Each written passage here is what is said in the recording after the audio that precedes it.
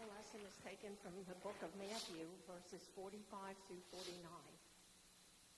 And from the 6th hour, there was darkness over the whole land until the 9th hour. And about the 9th hour, Jesus cried out with a loud voice, Ali, Ali, lama sabachthani. Meaning, my God, why hast thou forsaken me? And some of the bystanders, hearing it, said, this man is calling Elijah. And someone at once ran and took a sponge, filled it with vinegar, put it on a reed, and gave it to Jesus to drink. But others said, wait, let us see whether Elijah will come to save him. The word of God for the people of God.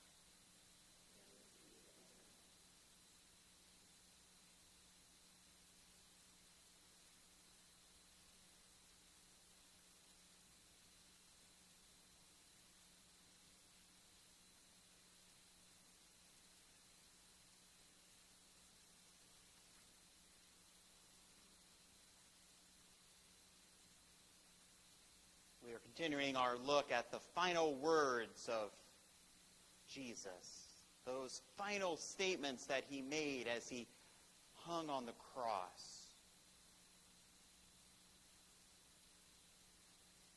When you only have a few moments left here on earth, what you say, well, it tends to matter. And so we have been focusing on these words, on what Jesus thought was the most important things to tell those around him before he left them. And today we have arrived at the fourth word.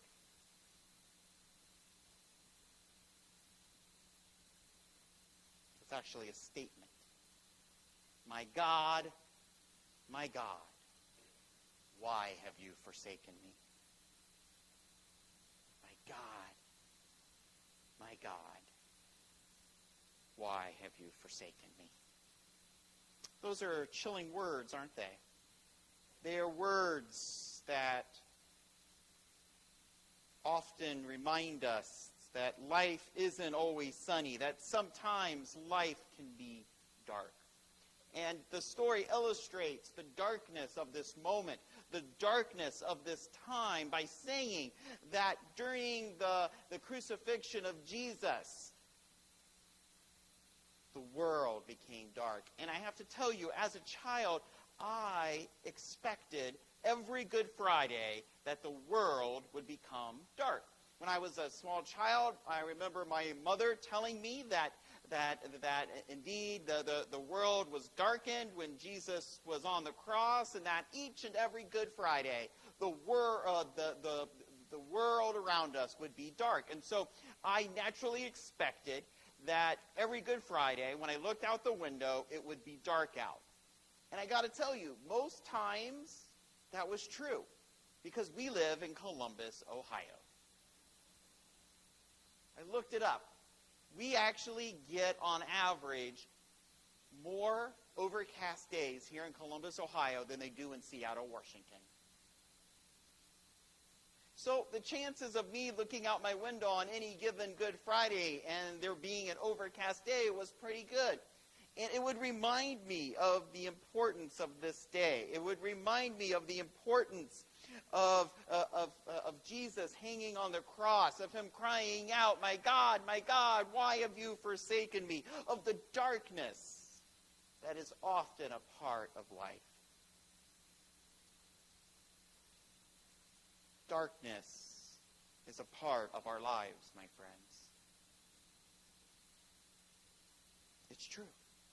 Darkness is a part of this world in which we live. There are people here today who are sick. There are people here today who have loved ones who are sick. There are people here today who are having issues with broken relationships. There are people here today who are having financial issues. There are people here today who are suffering from all kinds of mental illnesses. There are people here today who are lonely, who are scared.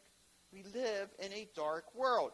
Yet we, being Christians, we being the church, often don't do a very good job of living in a dark world, or at least acknowledging that we live in a dark world. For instance, every single Sunday, we always invite you to stand and to greet one another. And this is normally how it works out. Matt, would you like to help me demonstrate this? Of course. Ah, I knew he would say that somehow. All right, so I say, Matt, good morning. Good morning, Rick. How are you? Doing great. Yourself? Doing fantastic. Awesome. All right. Isn't that how it normally works? What would happen if this happened? Good morning, Matt. Morning, Rick. How are you doing? Oh, my goodness, you would not believe. I woke up this morning and my back hurt, Yeah? and I have got this, oh, man. I think I need more fiber in my diet or something. I don't know. You don't say. I do say, yeah. And you know what? I have this huge bill I have to pay, and are you okay there? Doing great. Doing great. I have absolutely no idea what is wrong with my youngest daughter. She is just, oh my goodness, she won't move out of the basement. That's a shame. And she's 42 years old. Now, what would happen if somebody said that to you? Right, you would hit the door, wouldn't you? You know, you would hit the door, because we as people, as Christians, as the church, we don't always do so well operating in the dark. We like to pretend that everything is always light, everything is always sunny, everything is always awesome. How many of you have ever seen this movie? Step 13. Enjoy popular music. Jump the charts again. Everything is awesome. Oh my gosh, I love this song. Everything is awesome. Everything is cool with the reality. Everything is awesome.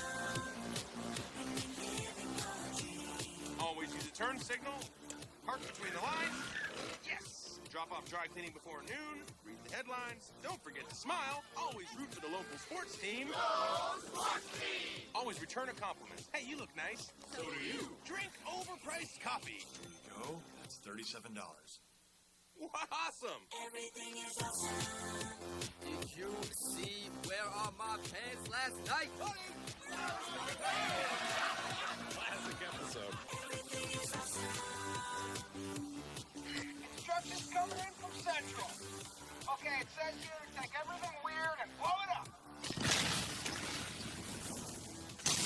All right, Silverhead. I think it looks exactly like it does in the instructions. Hey, buddy, I need a 1x2 keyhole. No problem, Michael. 2x2 macaroni over 2x2 macaroni flying in. Here's one, Mel. T-slope, come on, everybody. Look at that, Roger. Coming at you. Can I get a couple warps over here? Thanks, Gail. Hey, guys, watch me drill this down.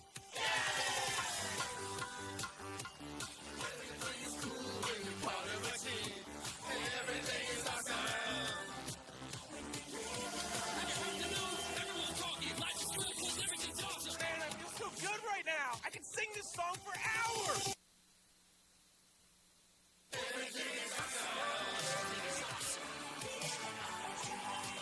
When you're part of a team. Woo!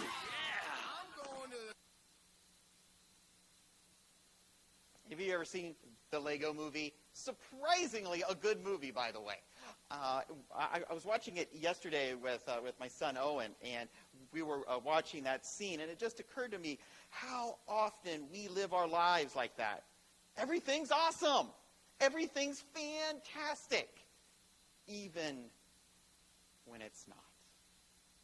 My friends, a happy church, if you will, doesn't reflect the realities of life.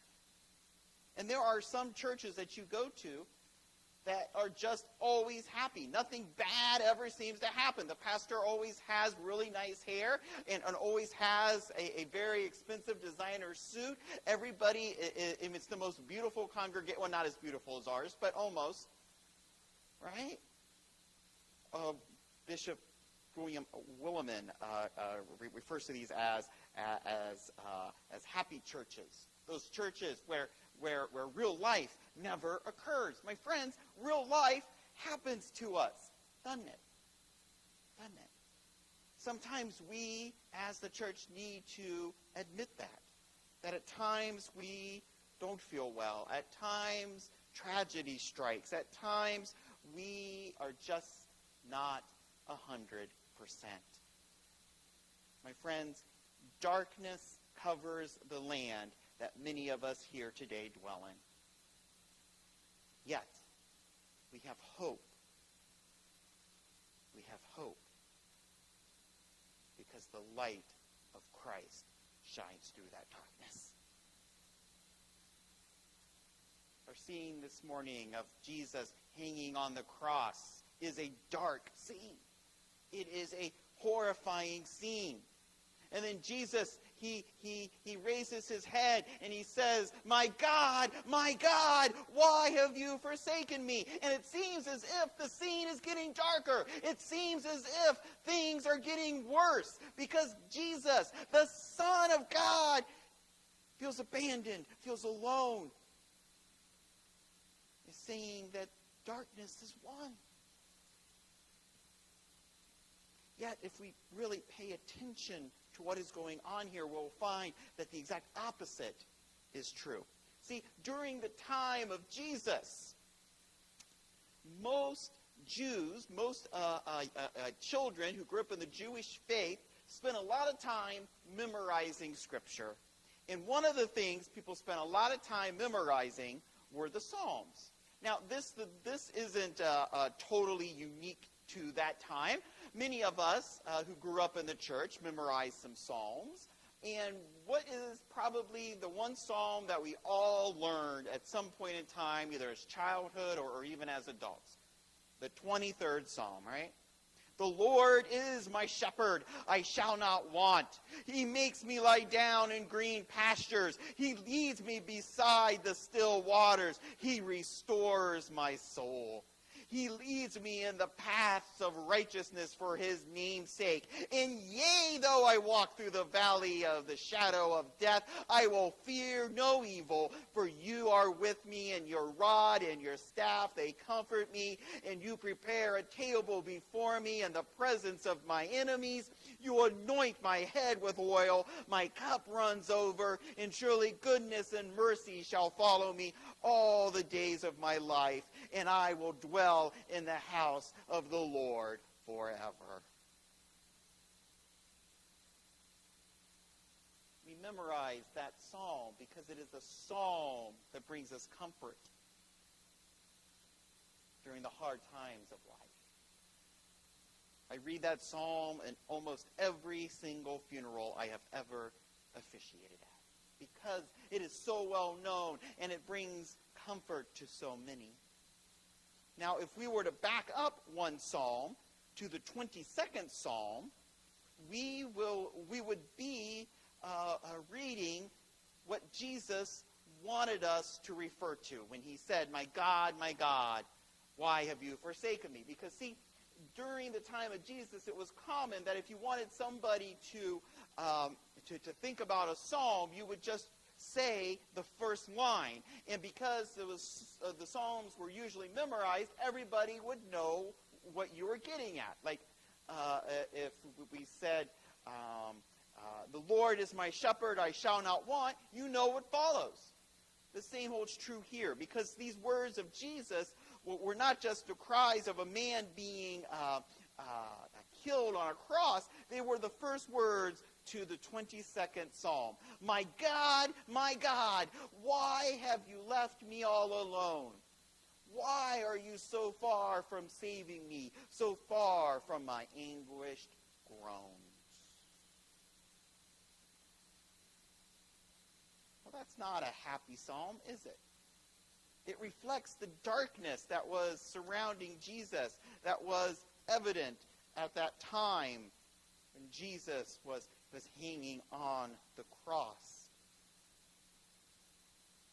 Yet most of those who would have been near the cross, who were standing at the foot of the cross would have known how the 22nd Psalm ends. How does the 22nd Psalm end? Does it end in defeat? Does it end in feeling as if God had abandoned you? No. This is how it ends. For he has not despised or scorned the suffering of the afflicted one. He has not hidden his face from him, but has listened to his cry for help.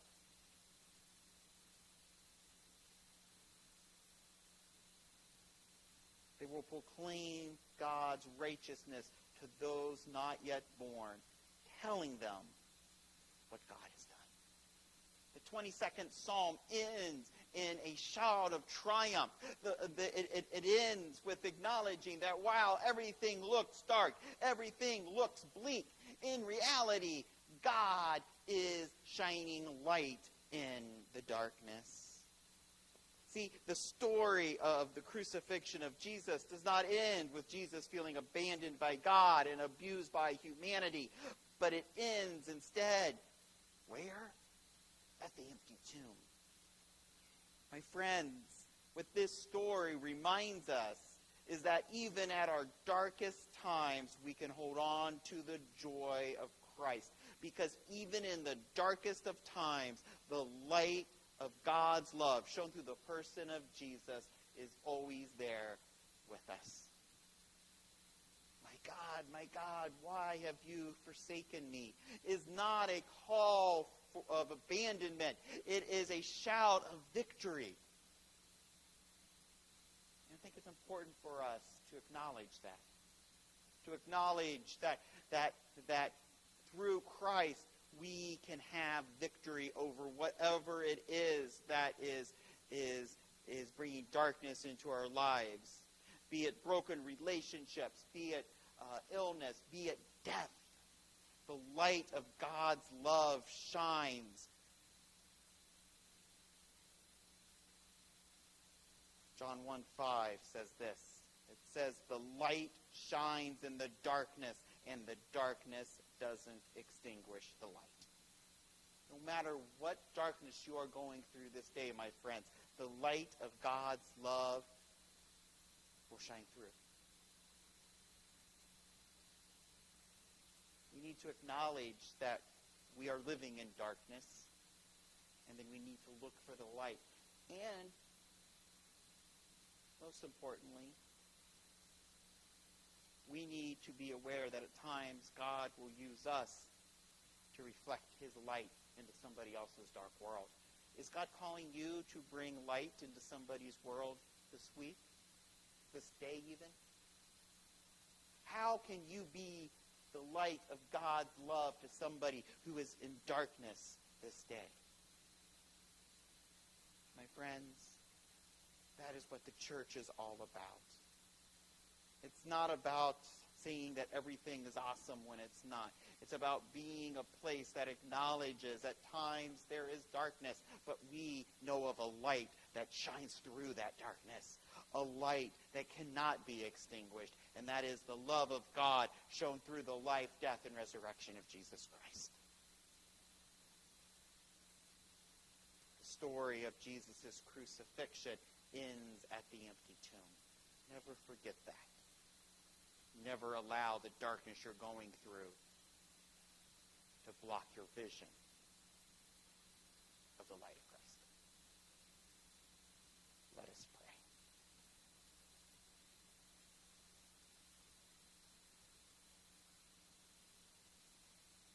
God of light and love, we are both shocked and comforted by the words of Christ. My God, why have you forsaken me? We are reminded, Lord, that at times we all feel abandoned in this dark world in which we live. Yet, Lord, help us never to forget the end of that psalm. How you have come and rescued your people. Lord, help us never to forget that your light shines in the darkness. Help us always to look for that light.